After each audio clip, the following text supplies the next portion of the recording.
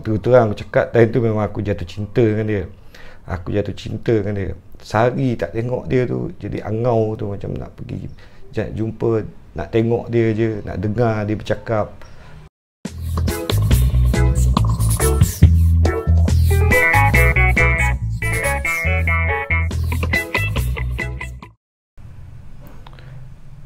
Assalamualaikum, hai korang, jumpa lagi dalam channel Tok Ayah. Okay guys, hari ni aku ada dapat satu hadiah. Satu hadiah dari Wayang People. Wayang People. Dapat t-shirt guys. T-shirt Wayang People.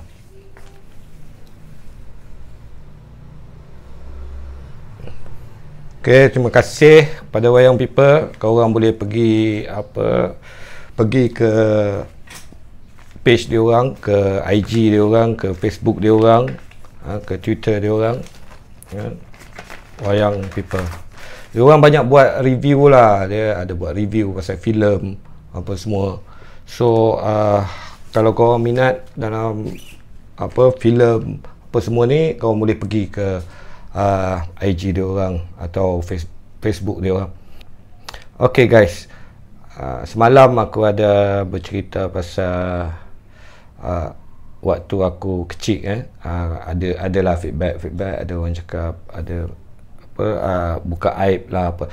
Tu bagi aku tu bukan untuk buka aib apa semua. Ini cerita, kadang-kadang cerita ni kita nak bagi kisah dan teladan, untuk berkongsi pengalaman, mudah-mudahan dapat dapat bagi manfaat lah pada kita semua. InsyaAllah. Okay guys, semalam juga aku ada bercakap tentang aku tak boleh membaca, tak boleh menulis sepanjang sekolah rendah tu sampai ke sekolah menengah dan 3 baru aku boleh menulis lah. Jadi hari ni aku nak bercerita tentang kisah aku masa aku belajar dululah. Macam mana aku boleh menulis, membaca daripada seorang budak yang macam boleh dikatakan buta huruf kepada boleh membaca dan menulis ni. First aku akan cerita tentang aku punya perjalanan dekat sekolah rendah aku lah. Masa aku belajar kat sekolah rendah ni, macam mana yang korang tahu dengan video-video yang lepas, aku ni agak pasif. Seorang budak yang agak pasif, yang sangat rendah diri, yang tak menonjol, yang tak reti nak bersosial apa semua, loner. Jadi masa dekat sekolah rendah tu, aku rasa macam tak dipedulikan. Maknanya kalau aku ada dalam kelas tu pun, aku ada ke tak ada ke tak bawa apa-apa kesan, tak bagi apa-apa impact pada cikgu lah. Aku rasa macam tu lah.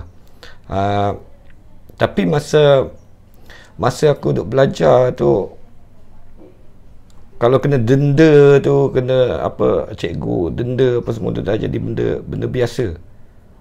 Dah jadi benda biasa bagi aku. Aku tak boleh pun untuk ubah aku. Tak boleh pun untuk cikgu-cikgu ni nak ubah aku. Suruh denda berdiri atas kursi lah, kena rotan lah, kena dengan pemarih. Kan dulu waktu sekolah dulu papan hitam, dia ada pemarih yang panjang besar tu, yang panjang tu untuk pemarih papan hitam. Bukan pemarih yang kita bawa pergi sekolah tu kan. So kena sebat, dia bagi yang dia tak bagi belah lepeh macam tu. Dia bagi macam ni, dia bagi yang belah tajam tu. Kena bontot lah, kena tangan lah, kena tarik sideburn lah. Tarik sideburn ni macam-macam lah cikgu denda. Diri atas kursi, sampai ke masuk bawah meja, sampai ke naik berdiri atas meja, sampai ke berdiri atas meja, tanggung kursi, pegang kursi atas kepala, sampai ke situ. Jadi cara pendidikan tu tak kena dengan aku. Maknanya untuk budak yang macam aku ni, dia tak bagi kesan, malah jadi lebih teruk lagi. Lagi hilang minat nak belajar, lagi tak bagi perhatian apa semua kan. Kerja rumah tak buat apa semua. Dari sudut sukan pula, pergaulan pula tu, kan waktu sukan ada PJ, pendidikan jasmani tu. Jadi bila kita buat PJ tu, cikgu PJ dia ambil bola satu, dia campak bola tu kat padang, dia suruh budak-budak kejar bola. Budak-budak semua kejar bola, tendang bola lah apa semua. Aku pun lari sekali, tapi aku ni macam kan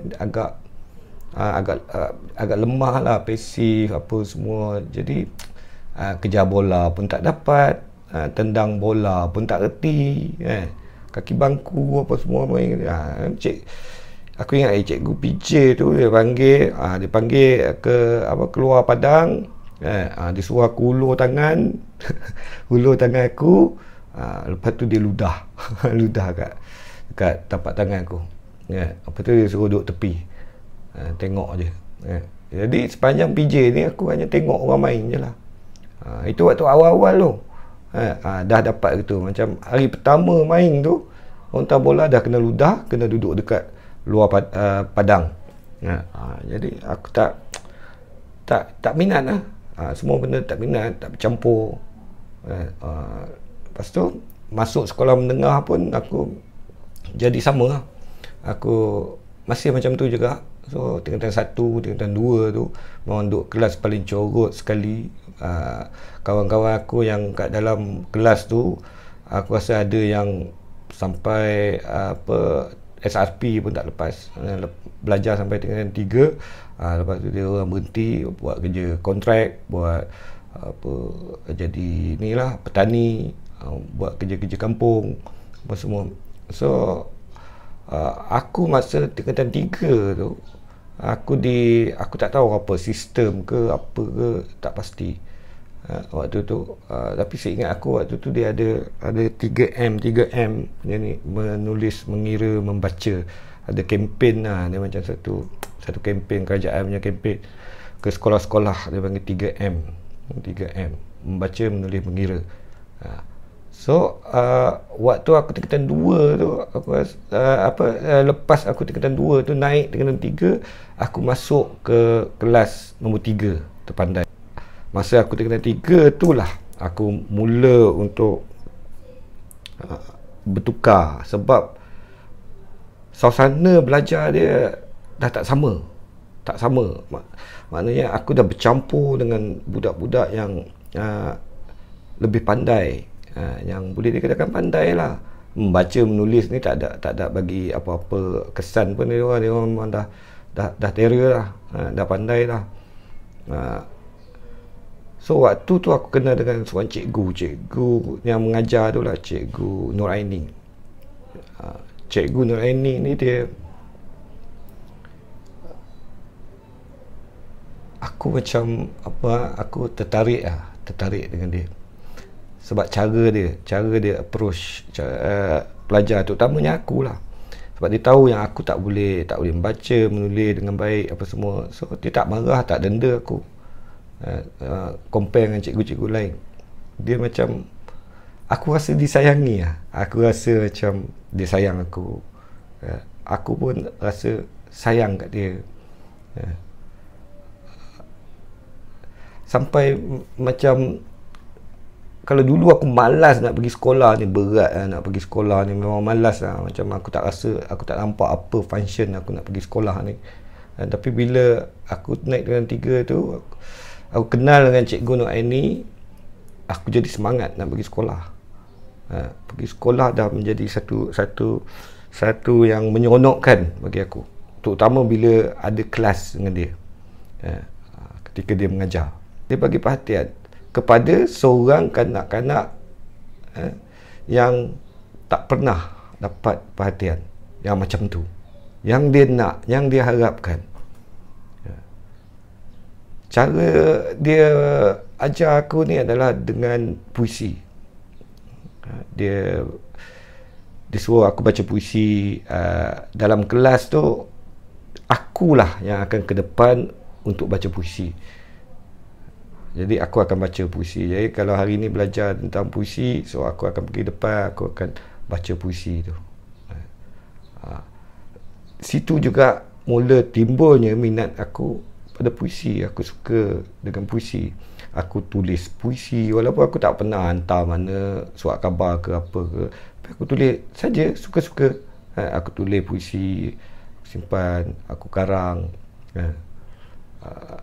baca puisi, minat dengan puisi, dan aku boleh membaca. Lepas tu aku boleh menulis dan aku boleh membaca.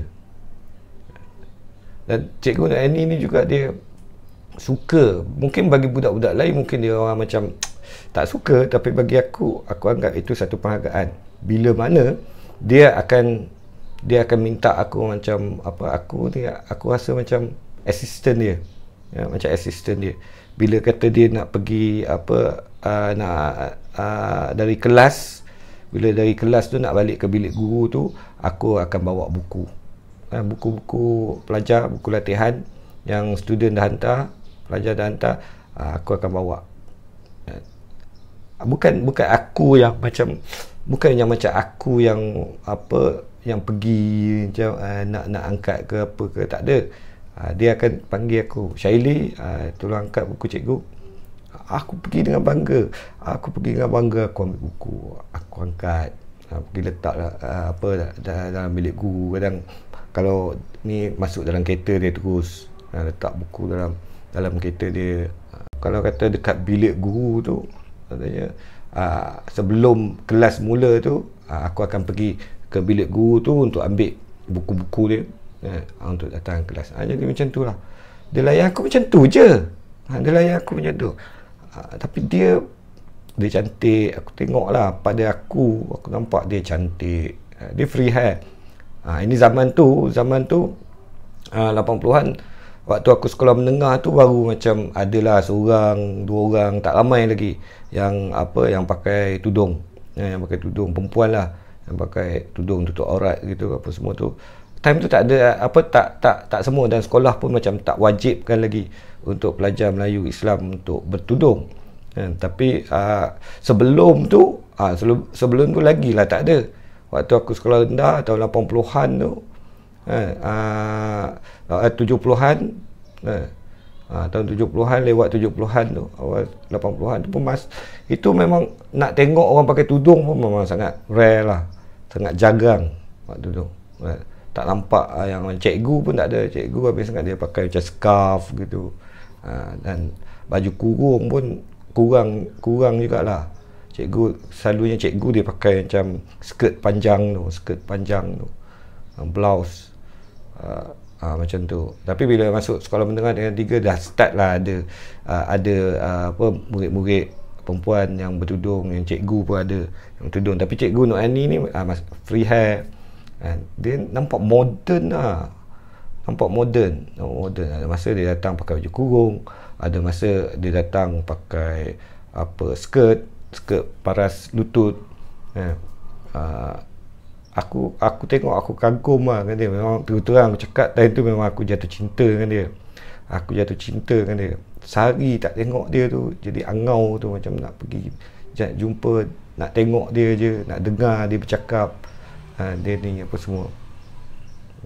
Itulah, dia lah yang mendorong aku, yang bagi semangat kat aku untuk aku belajar dan menulis dan membaca. Kalau aku tak jumpa Cikgu Nur Aini tu, aku rasa aku tak tahulah, aku tak ada kat sini kot untuk bercakap dengan korang ni semua kan. Mungkin perjalanan hidup aku akan berubah, sebab aku akan gagal SRP dan aku tak tahu aku buat apa tu. Dan SRP aku pun not bad lah. Aku taklah lulus cemerlang, tapi masih lagi pangkat A, dan boleh naik ke tingkatan 4. Kalau tak, aku akan sangkut. Ada member-member aku yang sangkut, yang lepas tu terus jadi petani, buat bendang, buat sawah, ada kerja kontrak lah, ada buat kerja kampung lah, apa-apalah kerja-kerja buruh lah. Orang buat kerja-kerja buruh yang macam tu. Banyak yang buat kerja-kerja kampung tu kat kampung lah. Tapi bila aku dah naik tingkatan 4, lepas tu aku dah tak jumpa Cikgu Nur Aini lagi. Lepas tu dia tak mengajar lagi, dia mengajar tingkatan 3. Lepas tu aku macam bila dah ni, hubungan aku dengan dia pun dah tak rapat macam tingkatan 3 dulu kan. Dah renggang, dah tak ni. Aku pun dah balik ke tabiat asal aku lah. Dah mula start malas, dah mula pergi sekolah ni aku rasa tak ada motivation lagi untuk pergi sekolah apa semua kan. So itulah pengaruh seorang cikgu yang bagi aku yang mendidik.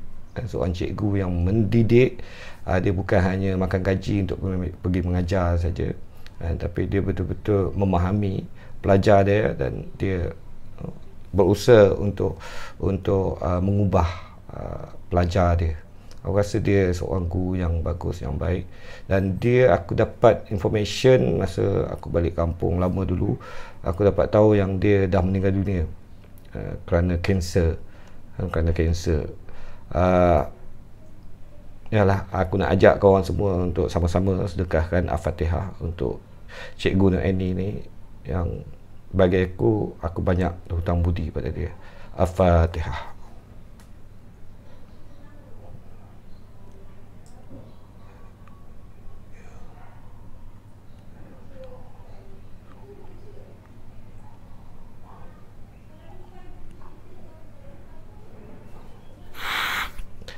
Okay guys, itu saja perkongsian aku dengan korang untuk hari ini.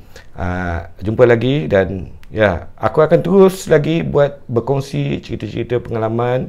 Kalau korang mungkin ada yang rasa pelik, kenapa aku duk kumpul-kumpul cerita ni, duk buat konten yang macam ni. Sebenarnya aku dilamar atau dijemput oleh seorang penerbit buku untuk menulis buku tentang perjalanan hidup aku. Dia macam biografi, tapi bukan biografi, tapi dia hanya buat catatan-catatan, cerita-cerita pengalaman hidup aku sebelum aku datang ke Kuala Lumpur. Maknanya kehidupan aku di Perlis sebelum aku hijrah ke KL. Okay guys, itu saja. Assalamualaikum, jumpa lagi. Bye.